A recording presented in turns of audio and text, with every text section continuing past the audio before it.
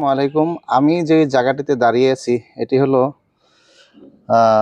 CC রজনীকান্তর সেই জমিদার বাড়িতে।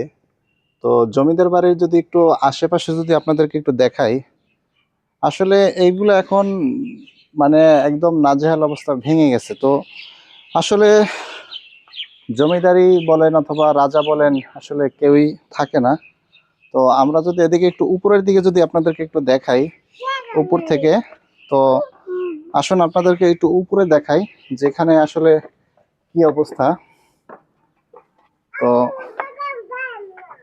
এখান থেকে আপনাদেরকে উপরে একটু দেখাবো।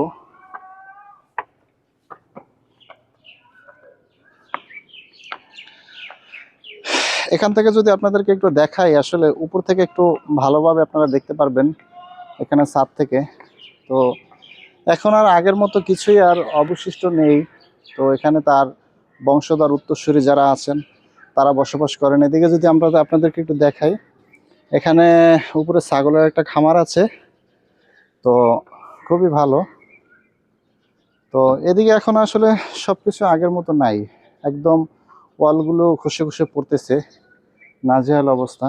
তো আসুন আমরা নিচে যাই, নিচের দিকে একটু যাই। আসলে জমিদারি আসলে চিরজীবন থাকে না দুনিয়াতে। আসলে এগুলো হচ্ছে ক্ষণস্থায়ী, এগুলো হচ্ছে ইতিহাস, ইতিহাসের সাক্ষী। মানুষ এগুলো দেখবে, এখান থেকে শিক্ষা গ্রহণ করবে যে কেউই আসলে সারা জীবন থাকবে না। আসলে তুরাগ নদীর পাড়ে সেই একটা অনন্য একটা দৃষ্টান্ত দাঁড়িয়ে আছে। তো আপনারা আসবেন, আপনাদের কাছে ভালো লাগবে। এখানে আসলে অন্যরকম একটা গ্রামের একটা পরিবেশ। তো ভালো থাকবেন। আসসালামু আলাইকুম রহমতুল্লাহ।